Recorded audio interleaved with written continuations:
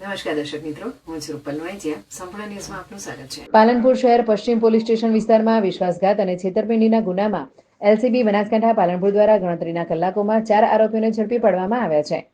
Police મહાનિરીક્ષક Chirag Kordia, સરહદી range Kutch Bhuj તથા police અધિક્ષક પ્રશાંત સુંબે બનાસકાંઠા જિલ્લા દ્વારા અસામાજિક પ્રવૃત્તિ કરતા તત્વો ઉપર સતત વોચ રાખવા આપવામાં આવેલી સૂચના અન્વયે આ કાર્યવાહી કરવામાં આવી હતી. આ સૂચનાને પગલે પોલીસ ઇન્સ્પેક્ટર એવી દેસાઈ એલસીબી બનાસકાંઠા દ્વારા અલગ અલગ ટીમોનું ગઠન કરી વિસ્તારમાં વોચ રાખવામાં આવી હતી. તે દરમિયાન પાલનપુર શહેર પશ્ચિમ પોલીસ સ્ટેશન વિસ્તારમાં ફરિયાદીના સગાવાલાના દીકરા દીકરી કોઈને જાણ કર્યા વગર ઘરેથી નીકળી ગયેલ હોય, જે બાબતે તેમની શોધખોળ ચાલી રહી હતી.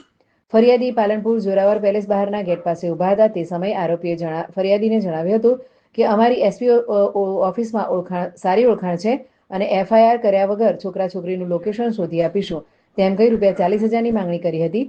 આરોપીઓએ ફરિયાદીના સગાઓને વિશ્વાસમાં લઈ ₹20,000 રોકડા લઈ ઠગાઈ કરી હતી.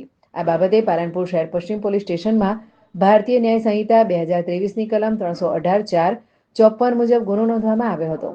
એલસીબી ટીમે આ ગુનાના ચારેય આરોપીઓને ગણતરીના કલાકોમાં પાલનપુર ખાતેથી ઝડપી લઈ આગળની કાર્યવાહી માટે પાલનપુર શહેર પશ્ચિમ પોલીસ સ્ટેશનને સોંપ્યા છે.